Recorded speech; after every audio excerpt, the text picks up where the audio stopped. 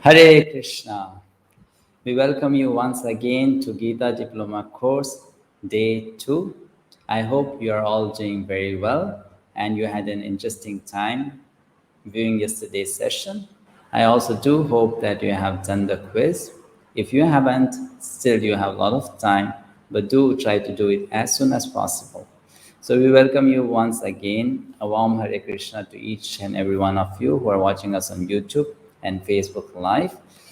Today, we are in day 2 of our course. A long way to go. But we had a good start yesterday and we got very positive feedback from so many of you. Thank you so much for that. Without any ado, let's begin today's session by a prayer.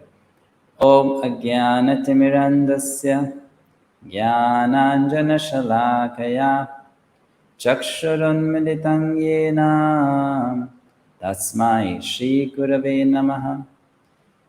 Shri Chaitanya Manobhishtam Sthapitam Yena Bhutale Swayam Rupaha Kadamahyam Dadati Swampadantikam Nama Om Vishnupadaya Krishna Prishtaya Bhutale Srimate Bhaktivedanta Swaminiti Namine Namaste Saraswate Deve Gauravani Pracharine Nirvishesha Shunyavadi Paschatya Deshatarine Jai Shri Krishna Chaitanya Prabhu Nityananda Shri Advaita Gadadhara Shivasadi Gaura Bhaktavrinda Hare Krishna Krishna Krishna Hare Hare Hare Rama Rama Rama Hare Hare. So thank you once again to each one of you for joining us live. The topic today that we are going to discuss is chapter 1 of Bhagavad-Gita, a very important chapter. It sets the background for Bhagavad-Gita. If we understand chapter 1, then we are actually solidly situated in understanding the philosophy that's going to come in the upcoming chapters. So this chapter is about lamentation. In Sanskrit, it's called Arjuna Vishada Yoga. Lamentation of whom? Lamentation by Arjuna. Before we dive into this very important chapter, let's do a quick revision of what we discussed yesterday. All of you who were with us yesterday would remember that yesterday we first discussed who great personalities are who read Bhagavad Gita, right? So we saw from contemporary times, from little old times, and from ancient times that many great personalities, whether they are materially powerful and successful, or they are spiritually very successful, they all they take interest in Bhagavad Gita, they read, they follow, they propagate Bhagavad Gita. Then we also saw that there are many editions of Bhagavad Gita in the market, but actually the Bhagavad Gita as it is, as said by Robert Minor, is the most authentic. Yesterday I had done this course also in Hindi. We started it in Hindi language. So one person asked me a question, how do you know this is the most authentic? So I said there are only two ways to know. Either you take the words of those who are very learned and scholarly and intelligent and who have done the research, or you personally yourself do the research and try to find out. So Robert Minor and many such scholars, they agree that Bhagavad Gita as it is the Bhagavad Gita authentic book. So we followed that in our course, in this course. Then we also discussed a very important point, that Bhagavad Gita, being a spiritual book spoken by the Supreme Personality of Godhead, is a living book. It's not a dead book. We quoted a verse by Adi Shankaracharya from Gita Dhyanam, where he calls Bhagavad Gita as mother. Amba tvam anusandadami bhagavadgite bhavadveshinim. Then we saw some facts about Gita, like how many chapters it has, which is the shortest, which is the longest. And you did a wonderful job of trying to answer all those questions. Many of you correctly answered also. So we appreciate that. And the last thing we discussed was something very interesting. 18 chapters in just few short minutes, how they are connected, how they are interlinked, how do we go from one to the next. We divide all the chapters in 3 sets. The first 6 chapters are about the self, and the first chapter of that group we are going to discuss today. So that was a brief revision of what we did yesterday. Now let's go to the topic of today. But before we do that, quick guidelines for you so that you take the maximum of this discussion. Note down your questions. If you have any questions during the discussion, note them down so that we can take them later. At the end of the discussion, we'll give you some time to ask questions. Do interact. Yesterday, you all did a wonderful job. You were interacting, you were answering my questions. I request you to participate fully today also. And also, please be attentive in attending this program.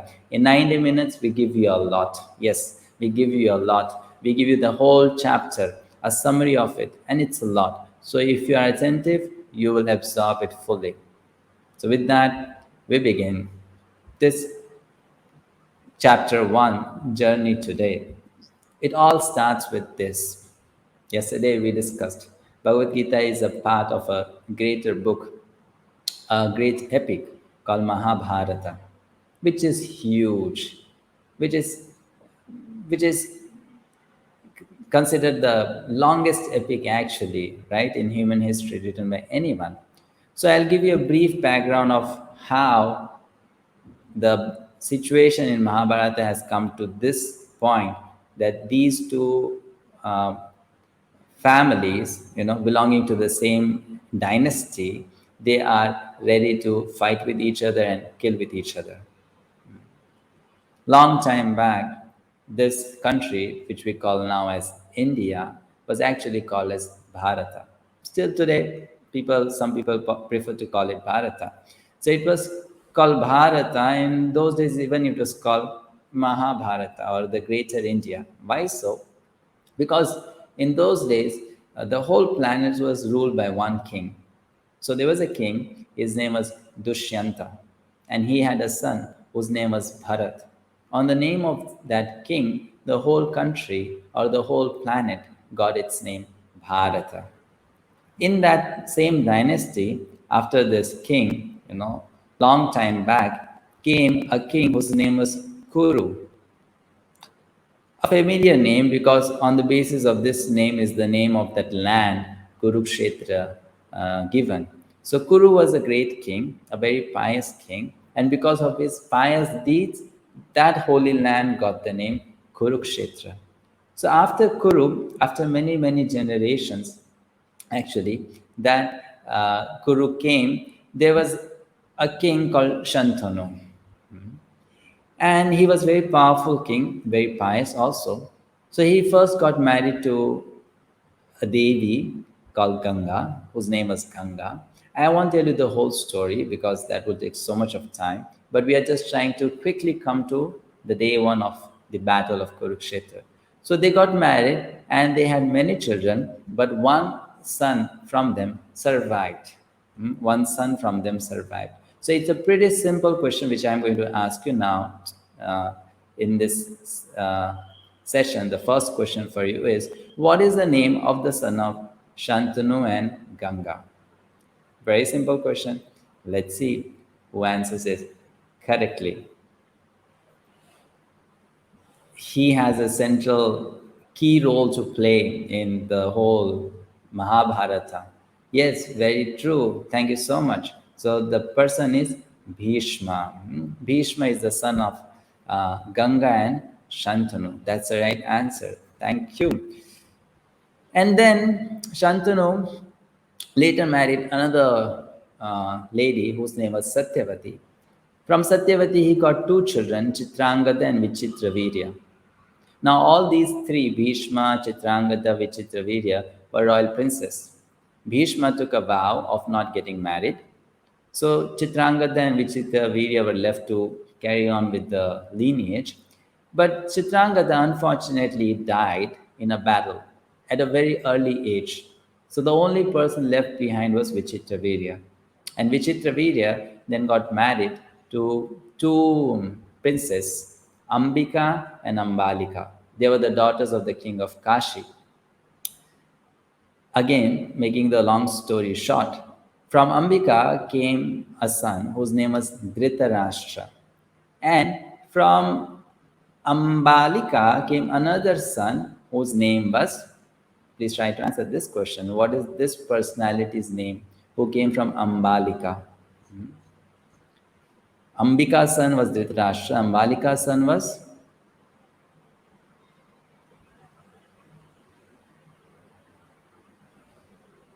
Very good. Thank you so much. You all know Mahabharata well.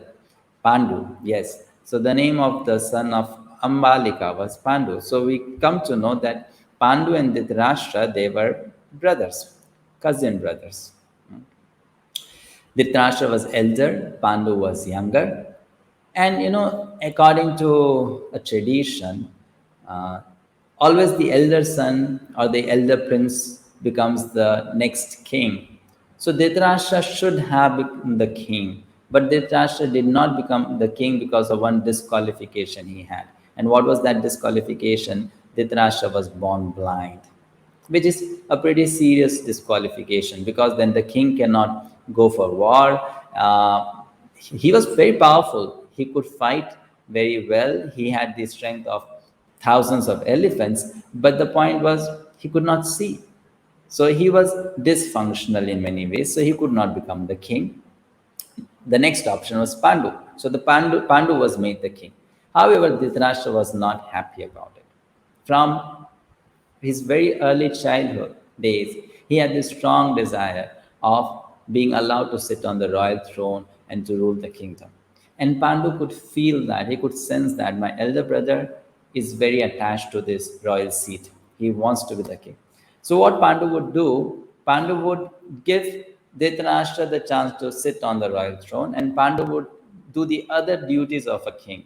He would go on war, he would fight with the enemy armies, he would defeat them, he would get wealth to the country, he would organize everything, give protection to the citizens, do all the administration, and he would just let Dhritarashtra sit on the throne and get the satisfaction of being the king, of someone ruling the country. Pandu by nature was very detached. He liked to live in forest amongst the sages. He was quite religious and spiritually inclined. However, Dhritarashtra was not like that. But Dhritarashtra always had a fear and also a hope that he would become the king, and the fear that Pandu will somehow take this seat away from him. So then what happens? The story goes further. They are both not married yet, but soon their marriage is organized. Dhritarashtra gets married first, and he gets married to Gandhari, who was a princess from Gandhar, the present-day Afghanistan. And they had children. Duryodhana and 99 sons were born to Dhritarashtra and Gandhari, and they had a daughter also called Dushala. Here also there was a turn by the providence. Dhritarashtra thought, if somehow or other my son is born before Pandu's eldest son, then my son can claim the royal throne. But unfortunately, by the will of the providence, that didn't happen. Pandu's eldest son happened to be elder than Duryodhana because he was born before Duryodhana. So Pandu had two wives. The second wife was Madhuri, and the first wife was a very commonly known personality in Mahabharata who was very popular. So can you please help us identify this person? Who was Pandu's first wife? She was elder amongst the two, and she has a very key role to play in Mahabharata. Very good, thank you so much. Her name is Kunati. So Pandu, he got five children, three from Kunti, Yudhishthir, Bhima, and Arjuna, and two from Madhuri, Nakul and Sahadev. Due to some circumstance, Pandu died, and Madhuri chose to die along with Pandu. So the five children, they came in the care of Kunti. They were very, very small, very young. Because Pandu was the ruling king and Yudhishthir was the eldest son in the whole dynasty now, Yudhishthir should become the king in future, but he's too young to rule. So Dhritarashtra was made a caretaker for some time. I hope you understand this system. Even at present it happens. If let's say a small child is left alone because the parents are have died and the parents have left all the wealth for the child, then till the child comes to a certain age, 18 or 20, then the property is in the care of someone else. So Dhritarashtra was made a caretaker king, that you take care of this property. When Yudhishthira grows up age, then you pass on this power to Yudhishthira. Dhritarashtra, he accepted that role very happily, and at the same time he always desired, I wish this can always remain with me, or at least this can be passed on to my son Duryodhana. Just as much as Dhritarashtra was attached to the royal throne, Duryodhana was also very, very attached. He wanted to be the king. He desired it badly. So from the childhood days of these two families, Duryodhana and his brothers would envy the Pandavas, because Pandavas were very good. They were religious, they were well-mannered, they were respectful to the elders, they were materially very astute, they had all the good qualities, they were detached. And Duryodhana and Party, they lacked many, many good qualities. They were mischievous, they were not appreciated and adored by the elders like the Pandavas were done. Dronacharya, Bhishma, Vidura, they all appreciated Pandavas, but not so much the Kauravas. So Duryodhana would always plan to kill the Pandavas, and many things happened. They tried to poison Bhima, they tried to do so many things. We all know about that. Finally, because things were not getting sorted, Maharaj Yudhishthir was given a barren field of land called Khandavpras to rule over, and Duryodhana was given a very, very opulent and prosperous section of the kingdom. A division was done. But Yudhishthir Maharaj, because of his good rule, because of his nice qualities, his religious and spiritual nature, he could actually make his property much more prosperous than Duryodhana's property, and Duryodhana became envious again, which was not good, which was not justified, because though he was given a good lot, he made it into a bad lot. And Yudhishthira Maharaj was given a bad lot, but because of his sincerity, he made it into a good lot. So Duryodhana now wanted Yudhishthira Maharaj's share. So he designed a kind of a conspiracy with Shakuni, his uncle, to have a gambling match. This gambling match turned away the whole game actually for the Pandavas, because this was a serious turn of events for them. In the gambling match, Shakuni was very, very expert. Whatever he would say, the dice would bring out those numbers. So the Pandavas, they lost everything. Yudhishthira Maharaj was putting everything on stake. He lost the kingdom, he lost himself, he lost his brothers, he lost his wife. Everything was lost. Again, to make the story short, the Pandavas were then set into exile and incognito. Exile means they have to live in forest, away from the kingdom. They cannot enjoy royal pleasure. And incognito means they have to remain in hiding. The whole trick was that, the Pandavas are very famous people, and they cannot remain hidden for long. So if the Kauravas are successful in finding the Pandavas, then they will have to again go for exile. So this would continue actually. Exile, incognito, and it would go on perpetually. So this was a well-designed scheme, but Pandavas came out of it. So the question here is, can you please help us know the number of years the Pandavas spent in exile and the number of years they spent in incognito? It's a simple question, but at the same time tricky. People sometimes confuse it with the number of years given in Ramayana. So we are not talking Ramayana here, we are talking Mahabharata. How many years of exile and how many years of incognito? Someone says 13 plus 1, someone is saying 14 as total. Okay, I'm getting the correct answer now from 1 or 2. The correct answer is 12 years of exile and 1 year of incognito. Yeah, that's the correct answer. So Pandavas, they successfully spent it. Kauravas could not locate them in 1 year of incognito. Now, once the condition have been fulfilled, the Pandavas approached the Kauravas, the king, Dhritarashtra, to get their share back. But Duryodhana refuses. He says, "No, you all cheated. We found you before the period was over." Bhishma said, "No, no, no, they did not cheat. The time was over." So Duryodhana was adamant and he said, "Nothing doing. I am not giving you anything." Yudhishthira Maharaj told Lord Krishna, "Can you please approach this person, approach the whole royal assembly, and try to make a negotiation? I am not interested in wealth. I am not interested in being the king. I am just interested in doing my dharma.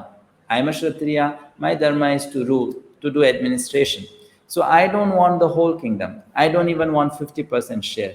I don't even want 10% share. I just want 5 villages.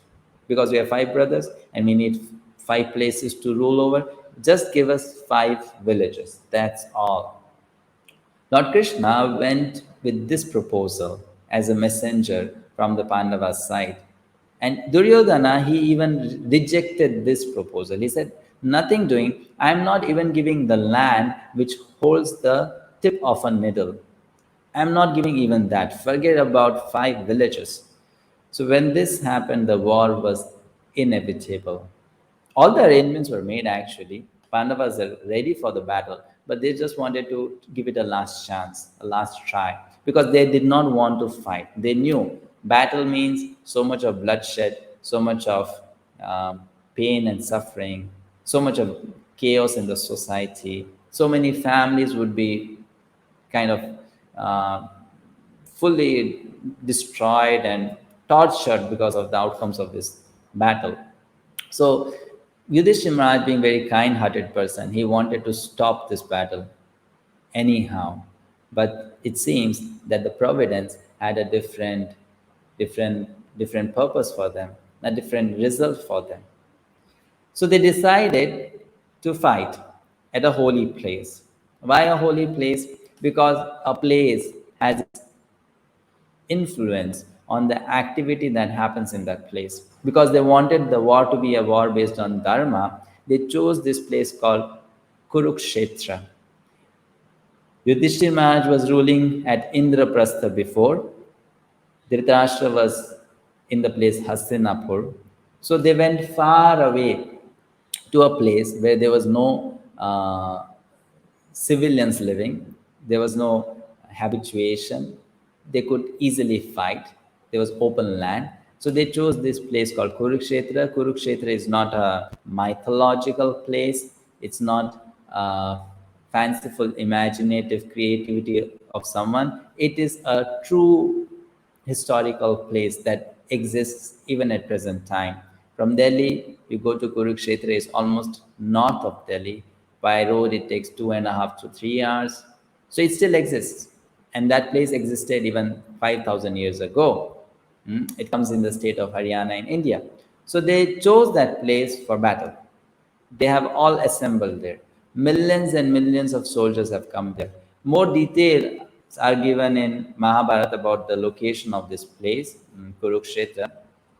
These rivers are not present now, but in those days, these rivers are very much visible. So there are 2 rivers you can see on the screen. So these 2 rivers are Saraswati and Drishtadvati. So Kurukshetra lies between them. So the battlefield, it had 2 basically borders. One was the river Saraswati and the other was Drishtadvati. And the whole region of Kurukshetra, the land was between that. And on that place, then there is a sacred banyan tree which still exists today. And people say that it's 5,000 years old. So at that place, this place is called Jyotisar. Lord Krishna spoke Bhagavad-Gita to Arjuna. Why he spoke, that we'll see now. But this is the place where he spoke Bhagavad-Gita to Arjuna. So once they have reached Kurukshetra, what is the next thing? The battle is going to start. So they need to plan for the battle, isn't it? If there is a battle, there has to be strategic planning. What are the weaknesses of the enemies? What are their strengths? What are our threats? What will be our opportunities? Like we call SWOT analysis. So they were doing that, and you can see the picture here. There are 6 people shown in the picture. They're all planning for the battle. It's a great science. Military science is something very wonderfully explained in Mahabharata called Dhanurvidya. So they were planning about different formations, battle formations. So you can see here 2 images on screen, 2 formations. I would request you to tell us the Sanskrit name of that. The 2 shapes you see, one is circular, the other is like a thunderbolt, Vajra. What are they called in battle formation in Sanskrit? If anyone knows.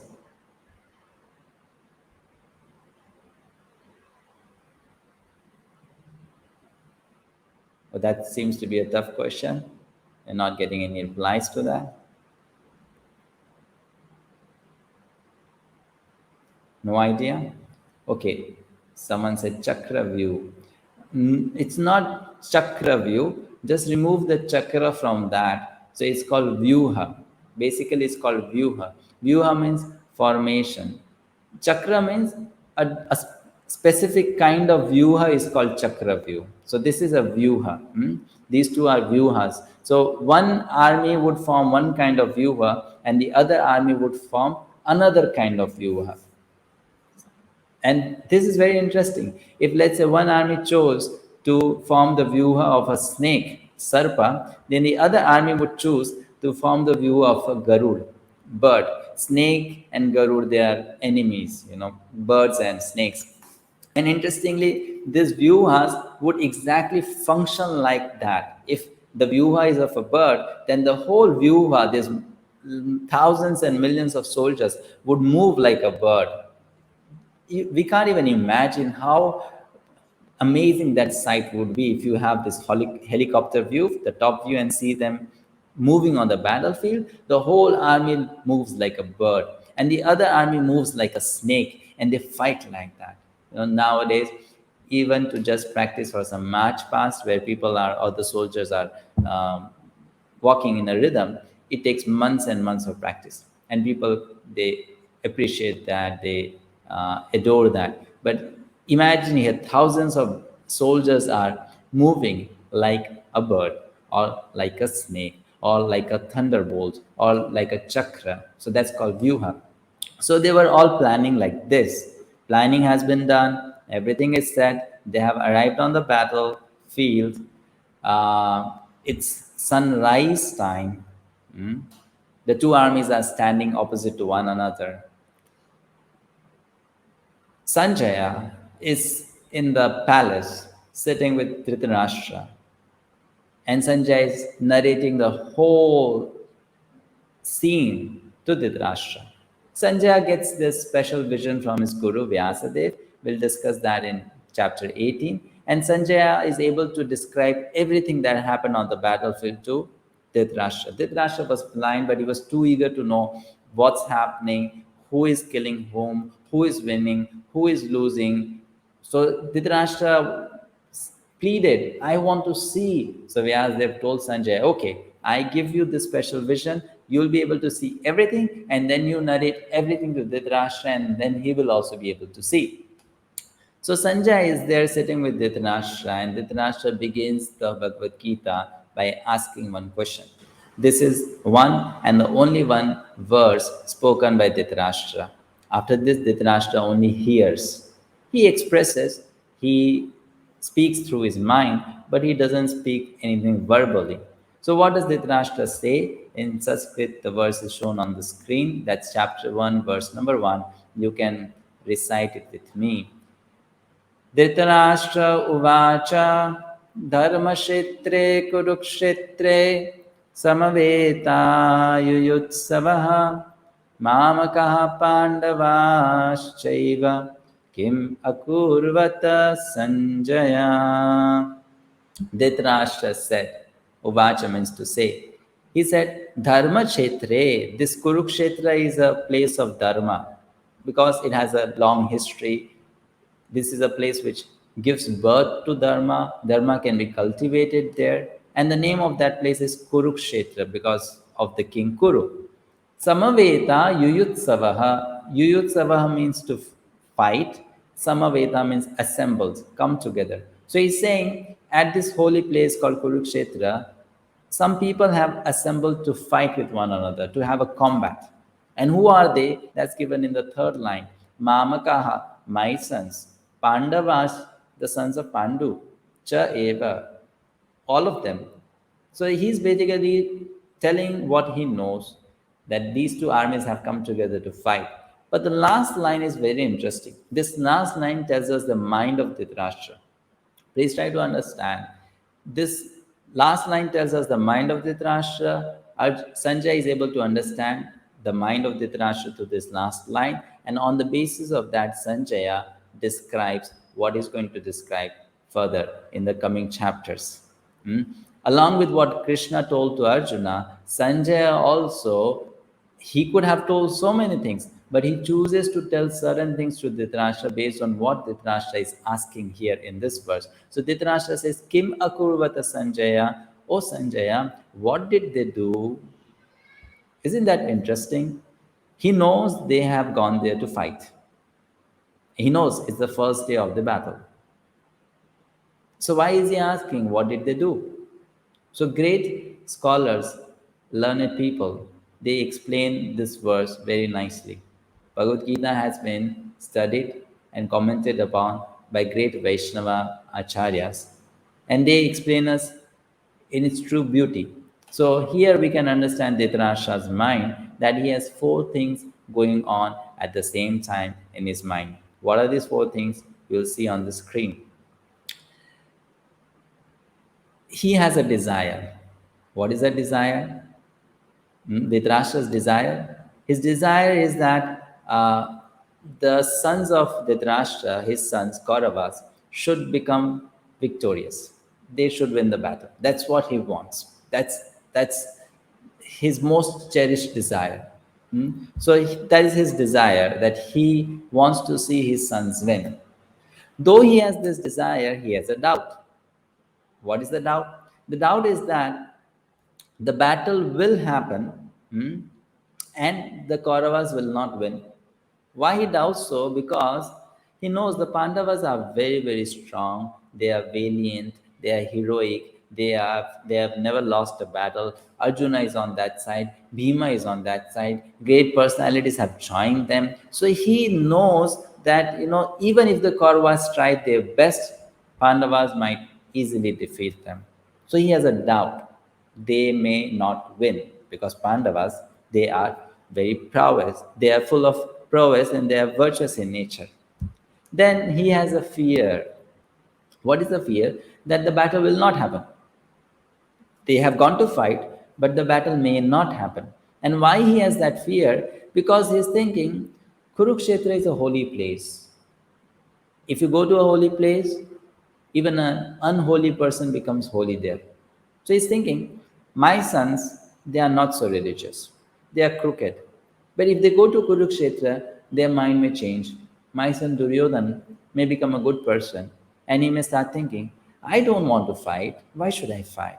These Pandavas, they are so nice people. My elder brother Yudhishthira has been always so kind to me. Let him become the king.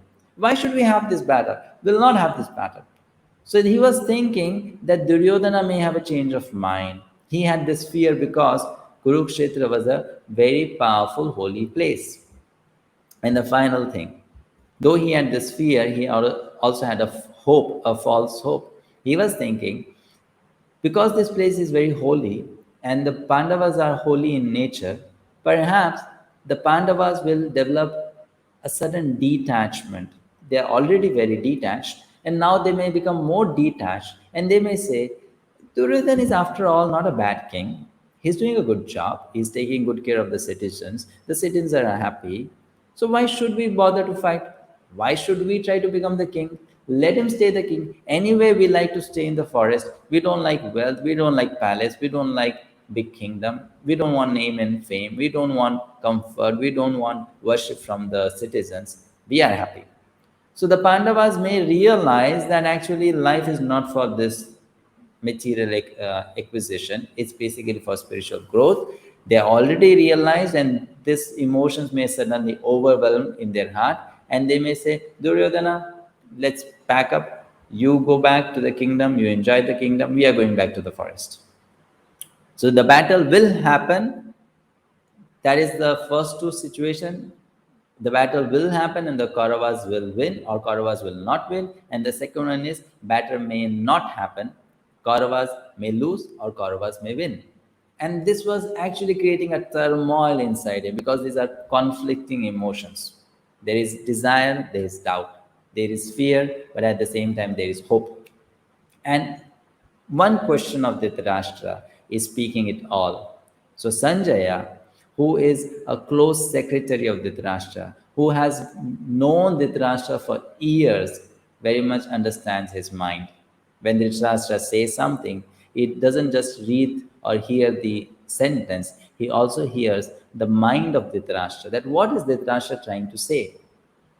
This is something very common. We also, if we know someone for a long time, then we begin to understand the mind of that person. When that person speaks something, we come to know what is there going on in the mind of that person. Something is being hidden by that person. That person is not revealing, but I can understand. It makes sense to me. So Sanjaya sensed all these. And now the way Sanjaya is going to describe, he is going to help Dhritarashtra, come to the correct understanding and conclusion. Very important. That's why the whole Bhagavad Gita that's going to come now has a link with chapter 1 and it has a link with Dhritarashtra's mind. So we learn a very important lesson here from Dhritarashtra. Material attachment causes anxiety and makes one blind to dharma. Dhritarashtra was not just physically blind, but because of his strong sense of attachment to Duryodhana, though he knew Duryodhana was not at all deserving, but because of his attachment, he became blind to his duty. Dhritarashtra was the father of not just Kauravas, he was the father of even Pandavas, because, first of all, he was the elder brother of their father. Second, he was the king, and king is fatherly to all the citizens. So here we see he is biased, he is partial, he is thinking more about his own sons than of Pandavas, and he's not doing his duty of caretaker or even, let's say, the king. And that's because he's materially attached. So this is the problem with material attachment, that one becomes blind to one's duty and one becomes blind to religion, even one becomes blind to spirituality. Right? So here I would like to show you a video. It's based on a real incident. After you watch the video, we are going to take some lessons from this. So please attend.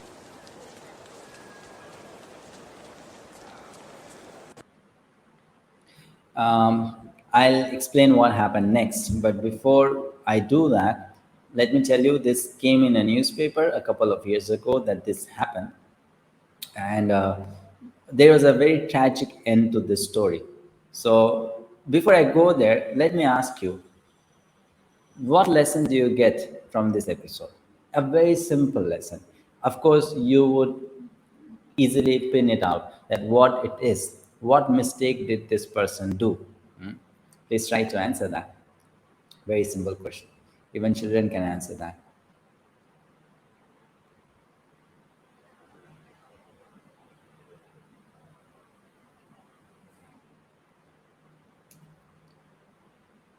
We are waiting for a reply. So what lesson in this context, in the context of this video, we learn from this episode? Okay, he was greedy. He didn't have ticket to board on train. He said the bag is his, or he thought, let me take this bag. He should not have got attracted to other things. Very good. Thank you. Never be greedy. Greed. Okay, he became greedy. Yeah, he became greedy. And also something, he should have handed over the thing to the police. Very nice. Do not take others' belonging, right? Do not touch others' belonging. Okay. So I want you to go to a deeper level, what actually happened psychologically, what happened to him. So the answer is, he became attached. He became attached to that bag. because he saw that bag was very nice and the owners had, perhaps missed the train or forgotten that they had left the bag there. He got attracted to the bag and he thought, let me take the bag. He wanted to take the bag because he was attached to the bag. He developed that attachment in just one night. One night he became attached. And that is blind. That attachment is basically blind. It makes one blind, greed and desire. So let me tell you what happened in the story further. Basically, those two people who had left the trunk, they were some kind of, it seems, criminals, because that trunk had a dead body. So they left that trunk with a dead body in some train, moving from Bandel, it's a station near Howrah, Kolkata, to the train was going towards Gaya. So when the police asked this person to open the trunk, they found the dead body. And when they saw the dead body, this person was, you can imagine, he was speechless. Like his whole body was shivering. He had gone cold. His spine had gone cold. Why? Because he didn't expect that this would be the heavy price for his attachment, for such a heavy price. And what happened next? He was taken into custody, so much trouble. Just because in one night he became attached to something which did not belong to him. Same thing with Dhritarashtra. He is becoming attached to something which doesn't belong to him. From the childhood, he knows that the kingdom is not his.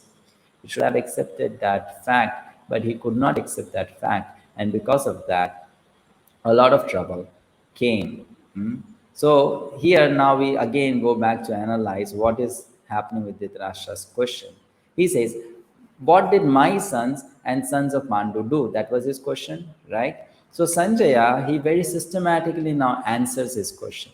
His question has two parts. First, he asks, my sons. And then the next thing is, what did the sons of Pandu do? So Sanjaya, he explains the first part, what did his son do, in the verses 1.2 to 1.13 of this chapter. Bhagavad-Gita chapter 1 has 46 verses. So in first verse is the question by Dhritarashtra. In the verses 2 to 13 is the answer to the first part of the question, that what did Duryodhana, let's say the most important son here, did in the battlefield on the day one. And the next part is, what did the sons of Pandu do? That Sanjay explains in verses 14 to 46 of this chapter, and also all the coming chapters. So you can see the Gita, whole Gita, the first verse is a question, the next 12 verses is the answer to the first part of that question, what did Duryodhana do? And then the remaining part of Gita is answer to the question, what did Arjuna, the chief Pandav, do on the battlefield of Kurukshetra? Isn't that very interesting? It's a very systematic dialogue, actually, the whole Bhagavad Gita. So Sanjaya, because being very close to Dhritarashtra, he is seeing that Dhritarashtra has fear. Now you see, if any time you want to help some person, counsel that person, give good advice to that person, the first duty is try to remove that person's fear. Because when a person is fearful, that person doesn't listen with an open mind. So Sanjaya is doing that job here, is trying to remove Dhritarashtra's fear. What was the fear of Dhritarashtra? My sons may not fight. They may compromise. They may negotiate. So he was removing the fear by telling, don't worry, my dear king. Drishtva tu pandavanikam vyudham duryodhanastada acharyam upasangamya raja vachanam abravit. Your son is as blind as you are. Like you are blind, he is also blind. He is not going to change. Even if he reaches a holy place, he is going to remain the way he is. So as soon as he saw, Drishtva means saw, Pandavanikam, the huge army of Pandavas, what did Duryodhana do? He approached the commander-in-chief, Dronacharya. Now before we go to the next verse, let's try to get some more details from Mahabharata. In Mahabharata war, there were groups, phalanxes of army, and there is a way of counting them. So there's one 𝗟𝗲𝗍 Sena, one 𝗟𝗲𝗍 army, which has 4 types of soldiers or fighters. The first is chariot fighter, sits on the chariot and fights. The next is elephant rider, sits on the elephant and fights. The third is horse rider, sits on horseback and fights. And the fourth is foot soldier. They fight, walking on the ground. So one 𝗟𝗲𝗍 Sena, one 𝗟𝗲𝗍 army has this count of, soldiers. The chariot fighters are 21,870. Same number for elephant riders, 65,600 horse fighters, and 1,09,650 infantry or foot soldiers. That's one 𝗟𝗲𝗍. Big actually, huge.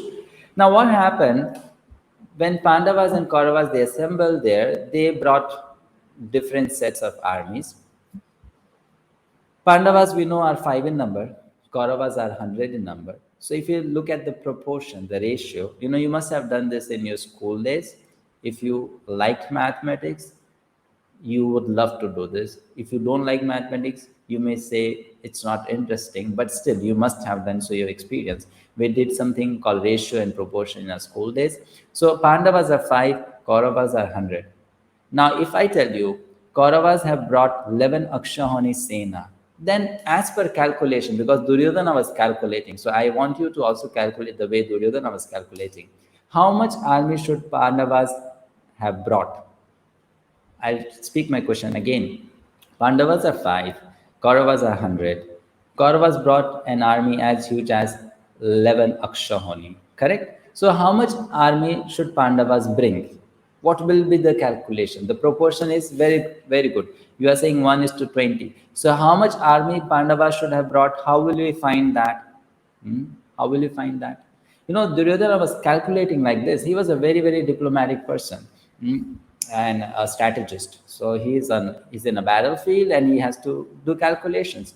So it won't be 11 into 20. Actually, it will be 11 divided by 20. Yeah, someone mentioned it correctly. So then it is basically 0.55 𝗟𝗲𝗍, which is like half 𝗟𝗲𝗍.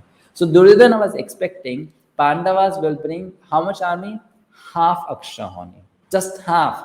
They have 11, Pandavas will bring half. But you know what happened? Pandavas, they brought 7 𝗟𝗲𝗍 Sena. And this really shocked Duryodhana. He was thinking, my goodness, how is this possible? They were living in the forest. They did not have anyone's contact. They could not approach anyone. And we brought 11. They brought 7. How is it possible? His mind was reeling. He got a bit scared, actually, frightened.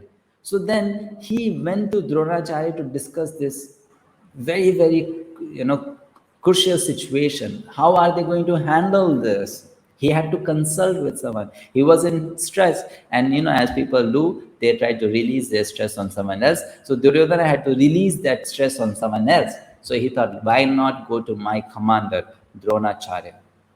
So he went to Dronacharya and said, Pashyatam, look, my teacher, look at these people. They are so ungrateful. Panduputranam, the sons of Pandu, they are ungrateful. Why they are ungrateful? They know you are on my side. They know Bhishma is on my side. So you are their guru, Bhishma is their grandfather, and these people are such rascals. They are so greedy for the kingdom that they have chosen to fight, even when they know that you are going to be on their opposite side. How dare they do that? They are shameless. They are students and they are ready to fight with the teacher, their own guru, just for kingdom. Shame at them. So in this way, Duryodhana was trying to lower down the position of Pandavas in the eyes of Dronacharya, so that Dronacharya becomes really angry and eager to fight. And then Duryodhana tried explaining the strength of the Pandavas. So he said, on the other side, they are great fighters. Bhima, Arjuna, then there is Satyaki, there is Virata, there is Drupada. So he named total 19 soldiers, great fighters, Maharathis on the side of Pandavas. So in this way, he gave the strength of the Pandavas. Actually, he was scared and he was just speaking out the names. You see, he is there, they are so great, so powerful. When Duryodhana was doing this, he realized, I'm in a trouble now, because my amazement at looking at the Pandavas army is demoralizing my own army. They are thinking Pandavas are so strong. How will we win? We will lose. So then he, being very diplomatic, he changed the subject. He said, "But my dear commander, don't think that we are weak. We are not weak. They are very strong, but we are more strong because on our side, we have you, we have Bhishma, we have Karna, we have Ashwathama. These people have never ever lost a battle." So he named 7 great warriors on his side.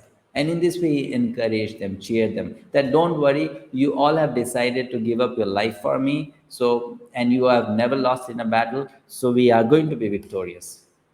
And doing this, then he goes on to then encourage Bhishma Pitama also. But before we go to that verse, let's try to take a lesson from Duryodhana. We took a lesson from Dhritarashtra before. Now let's take a lesson from Duryodhana. What is the lesson?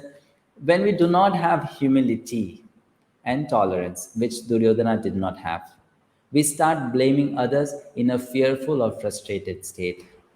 Here, Duryodhana was blaming Dronacharya for teaching the Pandavas. He was blaming Dronacharya for teaching Drishtadyumna, the son of Drupada, who was born to kill Dronacharya. And why he was doing so? Because he was frustrated, he was fearful, and he was not humble. He was not tolerant. So because of that, he was blaming others for problems that were caused by him, not by others. So when he moves on to Bhishma Pitama to basically encourage Bhishma Pitama and to seek his complete support in the battle, Bhishma Pitama, he holds his conch shell and he starts blowing that very powerful conch shell. He blew the conch shell like a lion. It made tremendous sound. So Bhishma, the great valiant grandsire of the Kuru dynasty, the grandfather of the fighters, blew his conch shell very loudly, making a sound like the roar of a lion.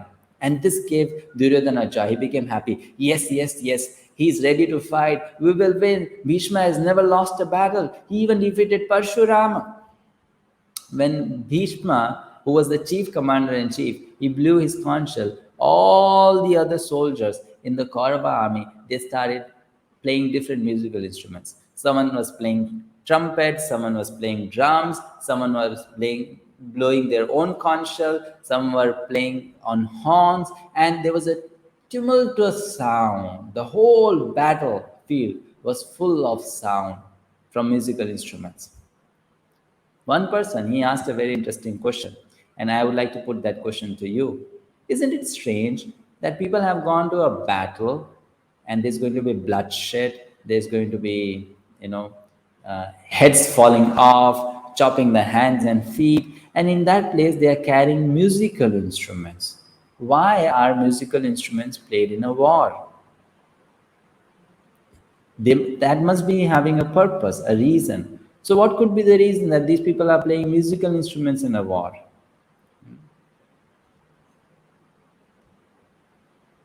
Let's see. There are many answers to this question. So you can try giving at least one. Why they are playing musical instruments in a war? We'll wait for your answer to come.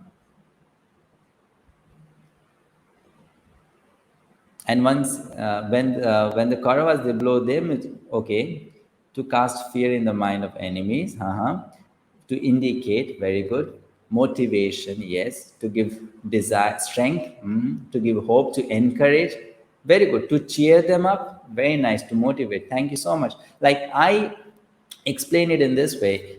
We see when there is a football match or a cricket match or tennis match, we see these cheerleaders.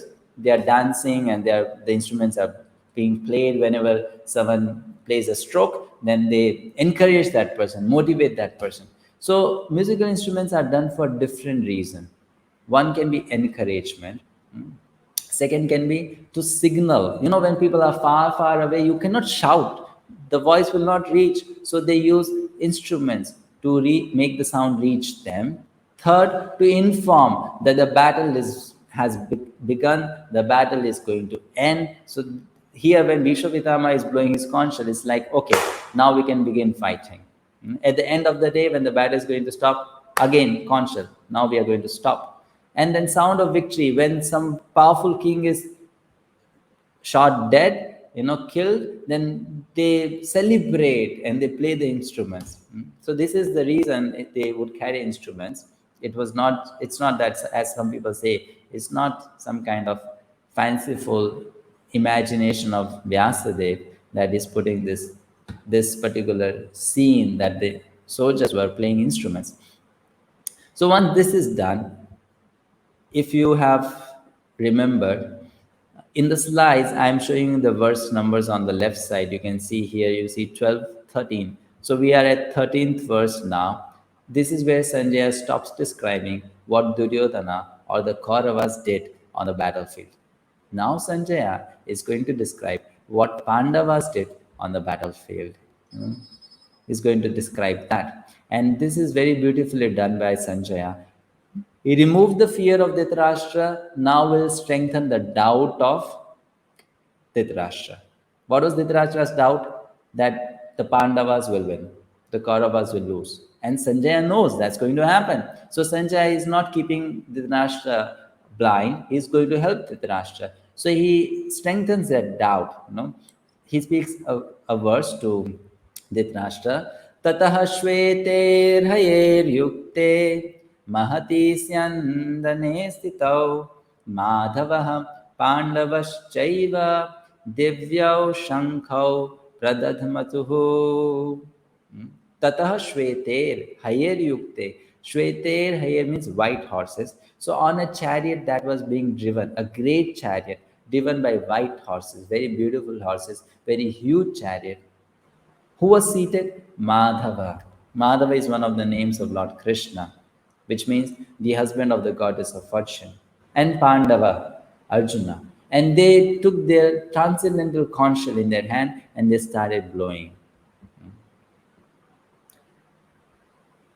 So now, you see, Sanjaya is trying to give all the signals why Pandavas will win the battle. In this way, Sanjaya is trying to tell Dhritarashtra, still you have time, my dear king. If you like, you can stop this war.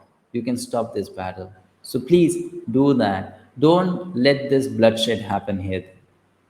Please protect, please save lives. So he's giving many reasons, many signals, indirect signs. Now here, I take a very nice lesson from this verse, from the whole context, which I learned from my teacher. When Duryodhana saw the army of the Pandavas, Duryodhana didn't see something. And when Sanjaya is seeing the army of the Pandavas, he is seeing something. What is that? For that, now we have a question for you. Who was the most important or greatest man at that time on the Kurukshetra battlefield? There were many great people on the Kurukshetra battlefield, but who was the greatest person on the Kurukshetra battlefield at that time in the Mahabharata war? Who was there the greatest? Let's see what answer you have for this question. Most of the people answer it correctly. Very good. Lord Krishna, Sri Krishna, some said Madhava. Yes, he is the greatest person on the battlefield. But did you notice when Duryodhana saw the army of Pandavas, he did not mention the name of Krishna. Why? Did he not see Krishna? Krishna was standing in front of Arjuna. He must have seen Krishna, but he did not mention Krishna's name. He said, Bhima is there, Arjuna is there, Virat is there, Satyaki is there. These are great fighters, but he didn't mention Krishna. But Sanjaya, when he is describing the army of the Pandavas to Dhritarashtra, the first person he mentions is Lord Krishna. Why? Because there is a difference in the vision of Sanjaya and Duryodhana. Duryodhana people see differently based on their consciousness, based on their heart, how clean it is. Duryodhana was seeing from a material point of view. Sanjaya was seeing from a spiritual point of view. Duryodhana was thinking, Krishna is there, but Krishna is not going to fight. So how is Krishna important? But Sanjaya knows, though Krishna is not going to fight, and Krishna is the charioteer of Arjuna, Krishna has a very, very important role in the battle. I mean, he has the most important role in the battle because he knows Krishna is the greatest person on the battlefield there. Even if Krishna does not lift weapon, he has a central, a key role to play, right? So we have a very beautiful lesson now to learn from Sanjaya. We learned a lesson from Dhritarashtra, then from Duryodhana, now from Sanjaya we learn this lesson. A person of divine nature sees the Lord first. A person who has divine nature, he sees God first. Duryodhana didn't see Krishna. Sanjaya saw. And he relies on the Lord the most. He depends on the Lord the most. Duryodhana was depending on his own strength for victory. Sanjaya is telling the Pandavas they depend on whom? They depend on Krishna for the victory. That will come again a bit later. So then Krishna took his conch shell, Arjuna took his conch shell, Bhima took his conch shell, and they started blowing their respective conch shells. Panchajanyam ऋषिकेशो देवदत्तं धनञ्जयः पौण्ड्रं दद्मो महाशङ्खं भीमकर्माविकोदरः अनन्तविजयं राजा कुन्तिपुत्रो युधिष्ठिरः नकुलः सहदेवश्च सुघोषमणिपुष्पको. Krishna, he blew his conch shell, the name of that is Panchajanya. Yudhishthir blew his conch shell, the name of that is Ananta Vijaya. Then Poundra by Bhima, Devadatta by Arjun, Sughosh by Nakul, and Manipushpa by Sahadev. And other kings also, they blew their conch shells and other instruments. And the sound was tumultuous, much more louder than the sound produced by the Kauravas. And this sound actually shattered the hearts of the Kauravas. This was frightening. It was like the clouds were thundering, the earth was shaking, and the Kauravas' heart was shivering. They became really, really scared. The Pandavas are so confident. It seems they are going to win today itself.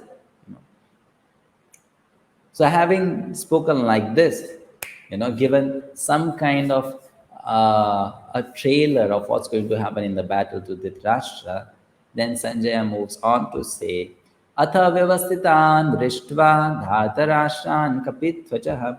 Arjuna is here called by a very special name.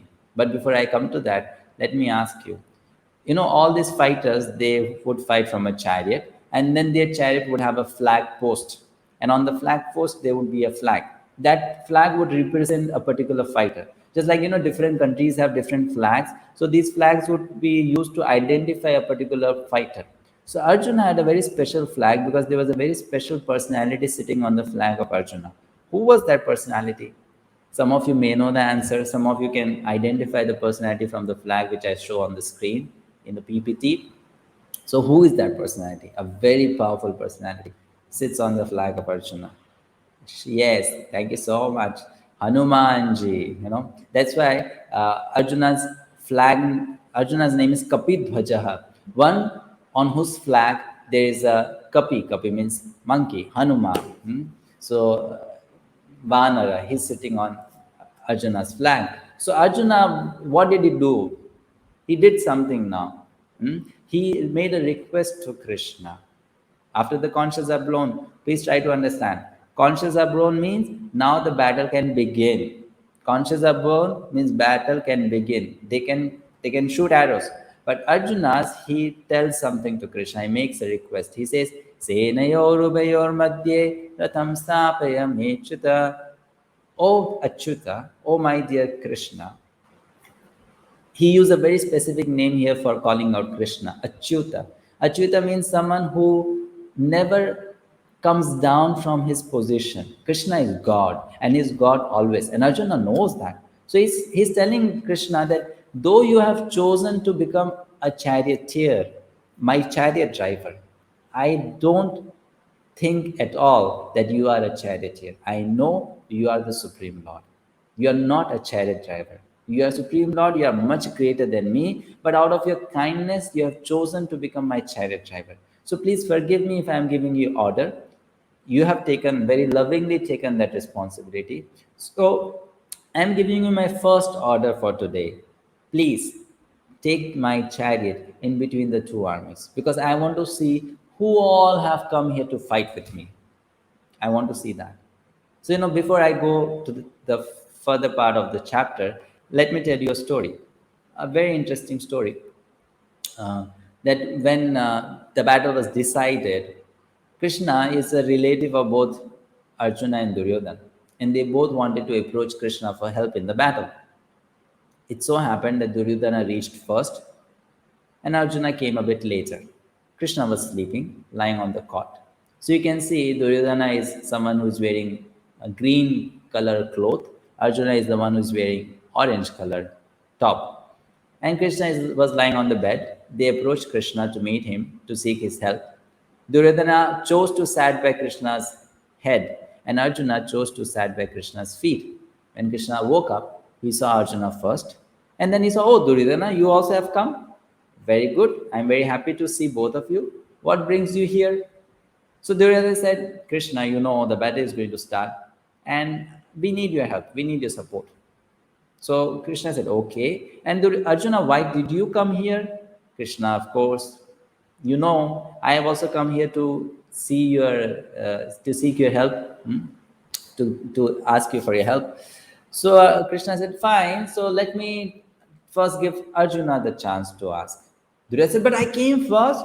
I am elder. I came first. Krishna said, okay, you came first, but I saw Arjuna first. I didn't see you first. I saw Arjuna first. And second thing, you are elder. Arjuna is younger. So being an elder brother, you should allow Arjuna to ask first. So Krishna said, you see, I give you a choice to both of you. You can choose between two. Either you choose me or you choose the army, my army, which is Narayani Sena, which has never ever been defeated by anyone. And it has one 𝗟𝗏𝗿𝗀 soldiers, huge. Or you choose me. And then he also said, but I'm not going to fight. I'm not going to lift any weapon. I'll just give guidance only. You will have my good advice. That's all. So now you choose. So Duryodhana was thinking, Krishna is not going to fight, then Krishna is useless. I don't want Krishna. I want Krishna's army. So Krishna told Arjuna, Arjuna, ask. Now Duryodhana was fearful that Arjuna may ask something which he did not want Arjuna to ask. So then Arjuna told Krishna that, Krishna, you please give me yourself. I don't want your army. I want you. Krishna said, are you sure, Arjuna? I'm not going to fight. Arjuna said, no problem. If you are there with me, I have everything. And Duryodhana in the mind was thinking, Arjuna is a fool. I always knew that. This person doesn't have any brains. What will Krishna do without any weapons? He's a useless fellow. He should have taken the army, but no worries. It said that when a bad time comes in the life of a person loses good intelligence. So his bad luck, my good luck. And Duryodhana said, just to show, Krishna, I'm very sad. I wanted you to be with us, but what to do now? You gave Arjuna a first chance and he chose you. So let him take you. I'll be satisfied with your army. But inside he was very happy and he went there with a smile on his face. Now we are going to win. So Arjuna chose Krishna, and Krishna said, Arjuna, I'm going to be your chariot driver. I'm going to be always with you. Arjuna is saying, Krishna, I know you're God, but you accepted to become my chariot driver. So please don't mind me giving you an order. Take my chariot to the middle of the army. So now Sanjay tells Dhritarashtra, 𝗍𝗵𝗶𝗍𝗂𝗍 𝗪𝗍. When Lord Krishna got this order, he took the chariot, put it in between the two armies. And then Lord Krishna looked at Arjuna and told Arjuna, Arjuna, see, Bhishma Drona Pramuktah. Krishna took the chariot and put it right in front of Bhishma and Dronacharya. If you have read Mahabharata, you would know this army was spread across huge area actually. There was one huge army on one side, another huge army on another side. And the chariot of Arjuna could have been kept anywhere.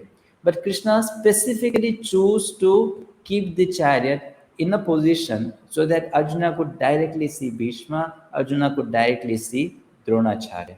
Why did Krishna do that?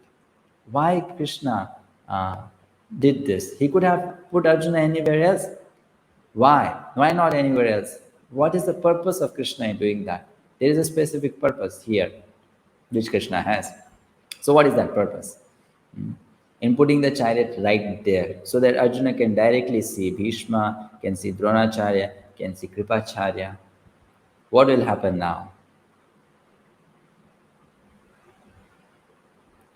For those who have read Bhagavad Gita before can, I hope, easily answer this question.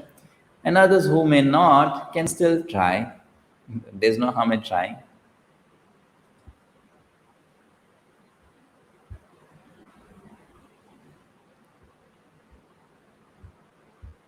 Okay, no attempts? Difficult question? So because the answer is Krishna wanted Arjuna to become emotional.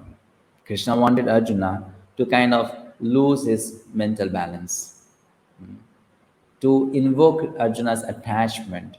Actually, Krishna is not playing around with Arjuna. Arjuna is itself confused. Arjuna is itself hesitant to fight. That's why he told Krishna to put the chariot in between the armies.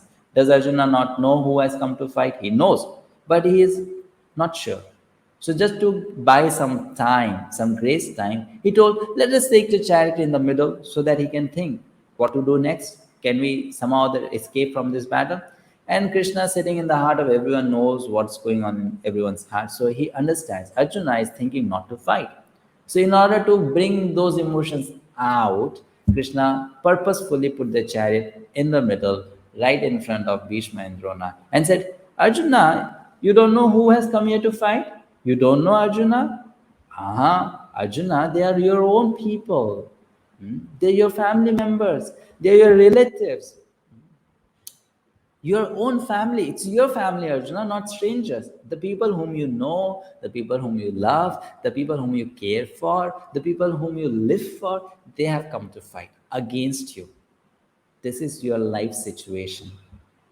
And when Arjuna sees that, his fathers, his grandfathers, his teachers, maternal uncles, brothers, sons, grandsons, friends, everyone whom he loved, cared for, whom he thought his own, they were there, ready to kill one another. On one side also, his own family. On the other side also, his own family. And he was in the middle. And he cannot be on either side. His heart says, I want to see them all live for long, but I have to now choose to be on one side. He's a great person, which means he doesn't have favorites, which means he's not partial, which means he loves his brothers, at the same time he loves his cousin brothers. And on this battle, he's going to see one lose, one win. So that's why this is very difficult situation for him. And now everything now comes out, basically. So here we enter into a new section in this chapter. Now Arjuna is going to give out reasons why he will not fight.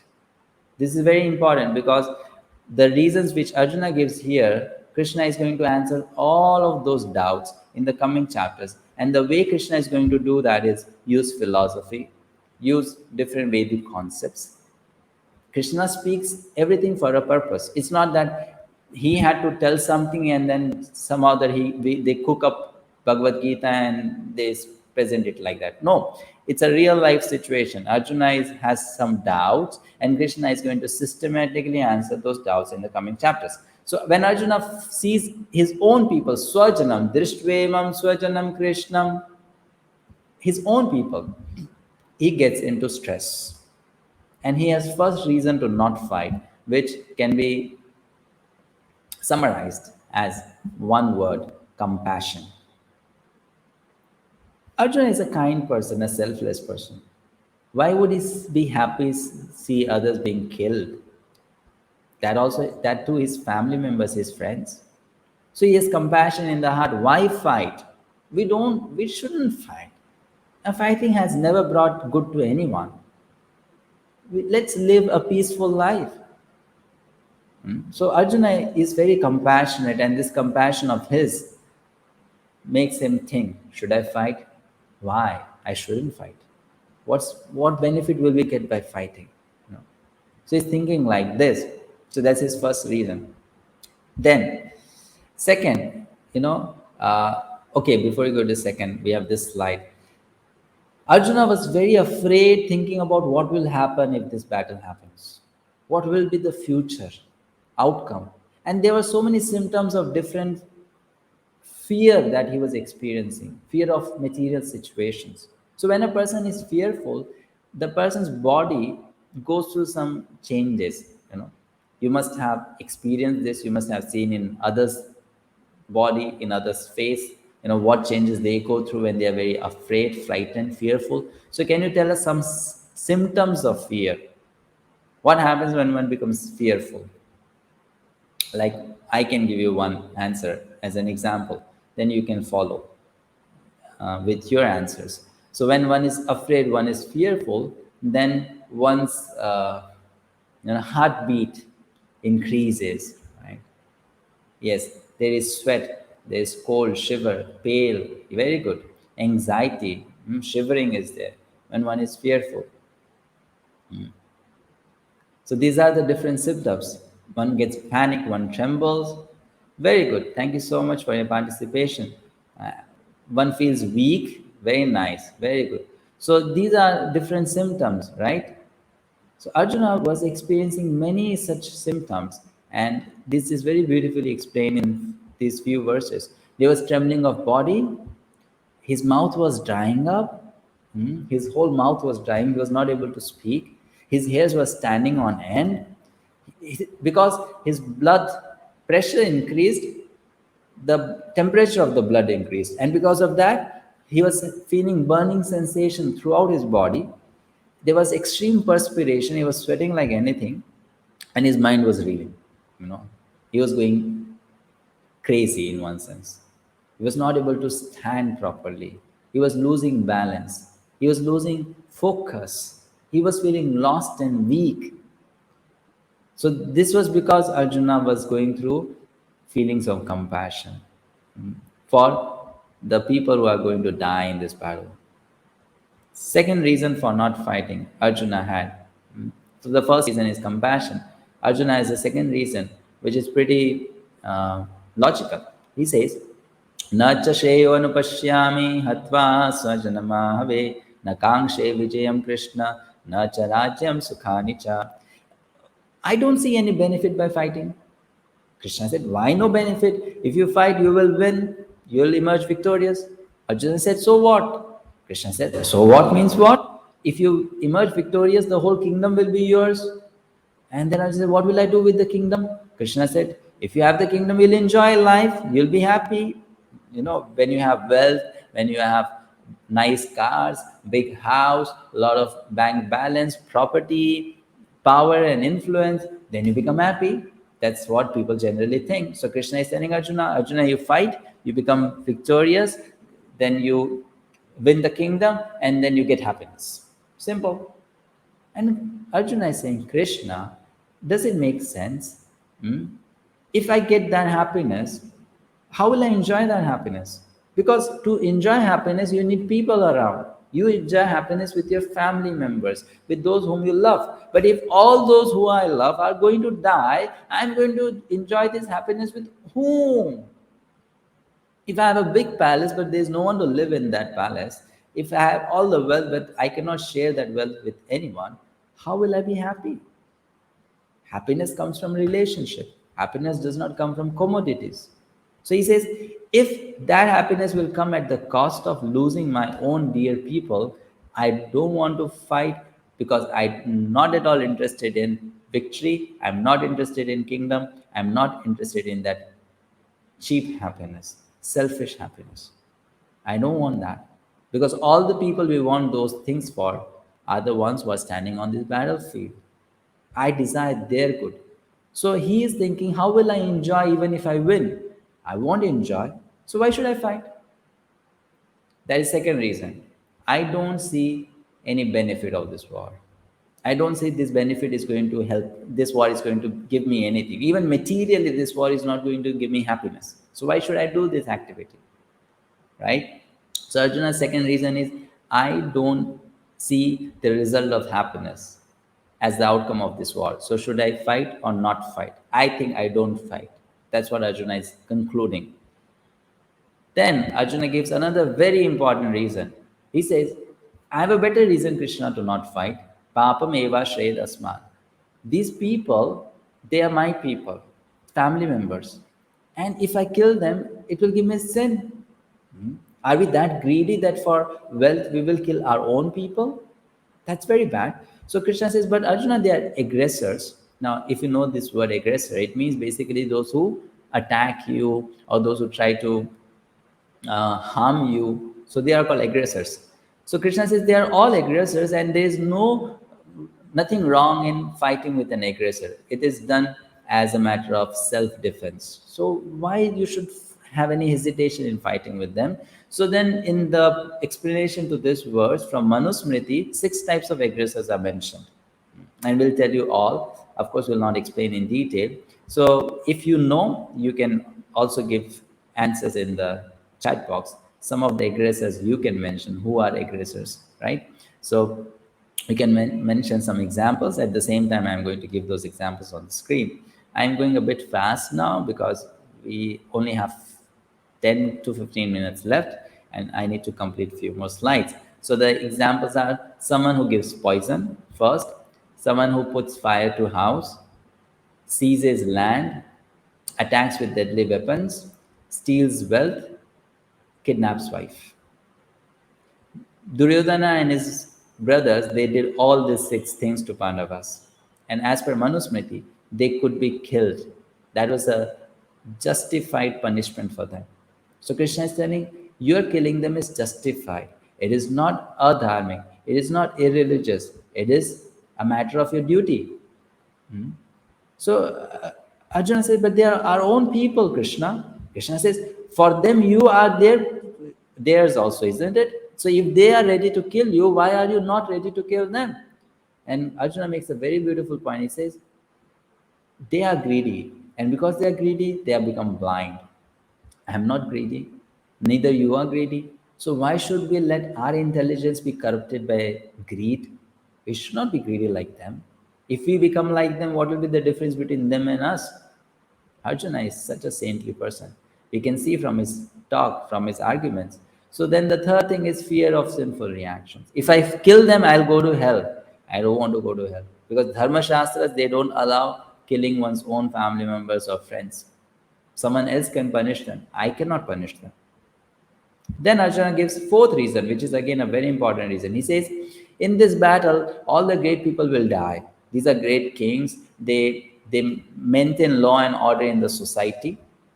And if they die, there will be great havoc in the society. Thieves will increase in number, plunderers will increase in number, the weaker class of the society, the women, the children, the brahmanas, the saintly people, they will be tortured, they will be punished, they will be abused, they will be harassed by the irreligious people. And this all will happen because great kings are going to die in this battle. So I see a very gory future, a very gory outcome of this battle. Why Krishna should we fight? It will have a very bad social impact. Whole dynasty, very religious Kshatriya dynasties of powerful kings and warriors will be destroyed. And this way, that dharma which is passed on by generation to generation, Kula dharma and Jati dharma will be finished. This will bring irreligion in the society. And because of that, first thing, the women of the family, the Kula Stri, very, very qualified women, they will lose protection. And when they lose protection, then they are abused, they are misused, then there is a lot of serious consequences in the society. Very detailed explanation is given in Bhagavad-Gita, these chapters, this chapter actually, few verses. But because of short of time, we don't go into that detail. So these are 4 reasons which Arjuna gave to not fight. Compassion, loss of enjoyment, fear of sin, destruction of family, dynasty. 4 reasons why he thinks he should not fight. Now, when you hear these reasons given by Arjuna, what do you conclude? What does Arjuna, what do we know about Arjuna's character after hearing all these things? The question is a bit wrong. What do we know about Arjuna's character after hearing all these things. What do we understand about Arjuna's character? We can understand many things. He gave 4 reasons to not fight. So it shows his nature, it shows his mentality, his thought process. What does it show? Please try to share. Let us know Arjuna first before we understand Bhagavad-Gita, because Gita is for Arjuna. Arjuna is a noble person. Thank you so much. Very, very important point. He's a noble person. Yeah. He's very compassionate, very, very caring. Yes, very caring. Very caring. Arjuna is very caring person. He's not selfish like Duryodhana. And he is, what else? He's a good natured person. He's a saintly person, good character, wise and compassionate. He's not materialistic. Very good. Yeah, what else can you see? Only this much? What about the point of, thinking of happiness in the true sense? What can make one happy? And also having fear of sin, that I should not do this because this is sinful. He's unattached. He's noble. He's great. Also, you're missing on one point. He's very learned in the scriptures. He's giving arguments from the scriptures, right? He cares about others than himself. He's a servant leader. A very good quality he has, which should be there in a king. Yes, he's a religious person. Very good. He's not envious. Very nice. So we can summarize, he is endowed with many virtues. This is Arjuna. And Gita was spoken to him. So when a person develops the attitude shown here by Arjuna, he becomes eligible to receive the help of the Supreme Lord or the Supreme Personality of Godhead. Gita has these hidden gems, the lessons.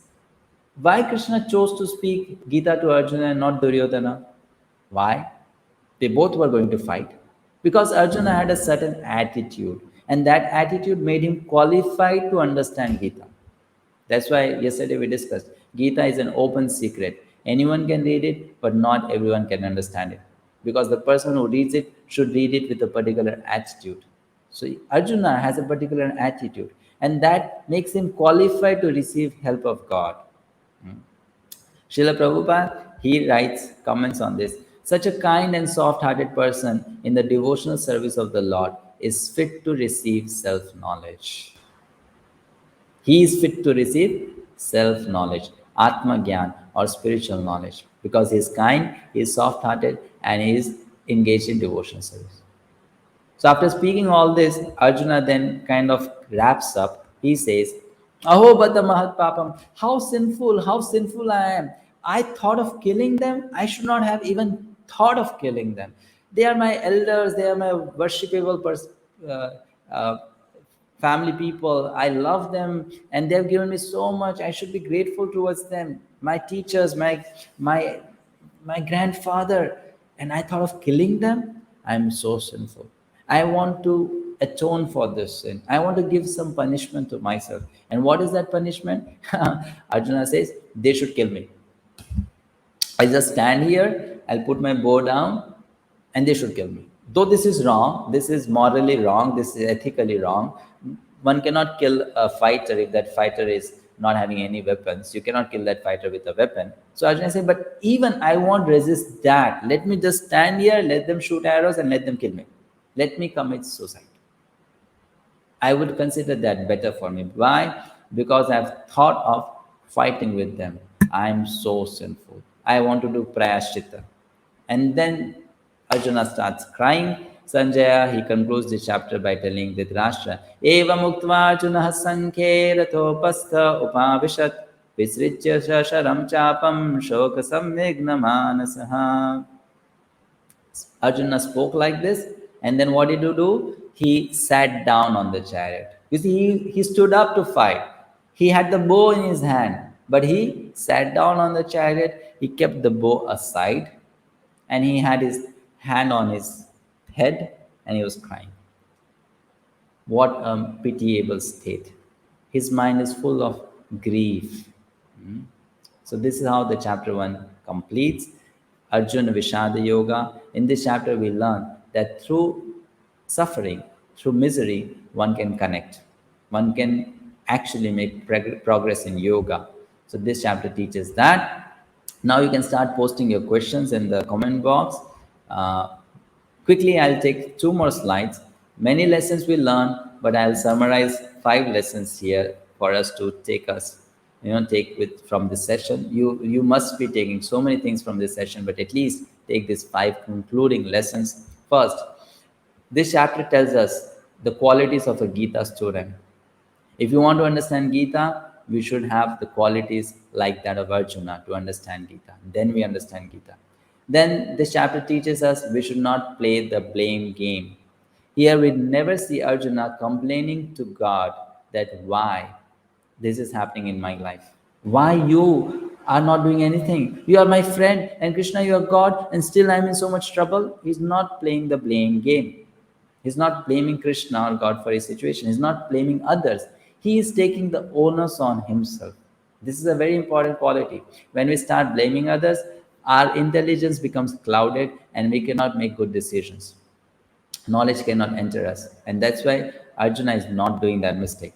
And third, we see even in the lives of great people, there is conflict. There are contradictions and challenges. So when we have conflicts in life, we should not become too much worried or stressed. It happens with great people, so it will happen with us also. It happens with religious people, so it may happen with us also. It's a part of life. We should accept it and then learn to rise above it, not complain why there are so many problems in my life, why so many challenges, why difficulties, why me only. It happens even with good people, so we need to take it easy and then see it as springboard. I call it springboard, as an opportunity to rise above negativity. Gita is all about that. Arjuna is in a very negative situation, but Gita will uplift Arjuna. Arjuna is going to use this situation as a springboard to make a progress in yoga. So that's a very important lesson. Whatever life situation we may be in, good, bad, not so conducive or conducive, we can use it as a springboard to make spiritual progress, to make an upgraded life version when it comes to yoga. And then the last lesson, we should have time for Bhagavad Gita. People say we don't have time, but we should have time. Why? Because Arjuna, though is on a battlefield, and on battlefield every second counts. What to speak of every second? I would say every millisecond counts. Still Arjuna took out time to hear Gita. We cannot be more busy than that. Of course, we may be very busy, but we cannot be more busy than someone on a battlefield. Battlefield means it's a question of life and death. And even in that situation, Krishna and Arjuna took out time very peacefully to discuss Gita, then fight. So for us also, we may be very busy, but we must have time for Bhagavad Gita. If we do that, we will save a lot of time. Otherwise, we'll lose a lot of time. We lose a lot of time. So this is the last lesson. That's why Gita was spoken on a battlefield. Sometimes people say, why not something else? Why not a temple? Why not a meditation room? Why not a sacred place on the bank of a river where the saints and sages are sitting to hear a discourse? Why on a battlefield? Because Krishna is teaching this Gita is so important that even on a battlefield it should be discussed. Where there is going to be chaos all around, it should be discussed because it's so important. And then we have the last slide, which gives you the whole chapter at a glance. We began with the question of Dhritarashtra. What did my sons do? Sanjay explained that in verses 2 to 13 about Duryodhana's mindset and diplomacy. Then what did the sons of Pandu do? So Sanjay explained that in sections. First he said about the sign of victory of the Pandavas in verses 14 to 20. Then he said about Arjuna's request and Krishna's kindness to act his charioteer, verses 21 to 27. And the last one, Arjuna's 4 reasons to not fight. With this, we come to an end. I am waiting for your questions. If you don't have any questions, I would like to conclude. If you have questions, you can kindly start asking. I hope you all enjoyed this session. We gave you so much actually in 90 minutes, and I'm very grateful that many of you stayed till the end. That means you are very, very eager to learn. I appreciate that so much.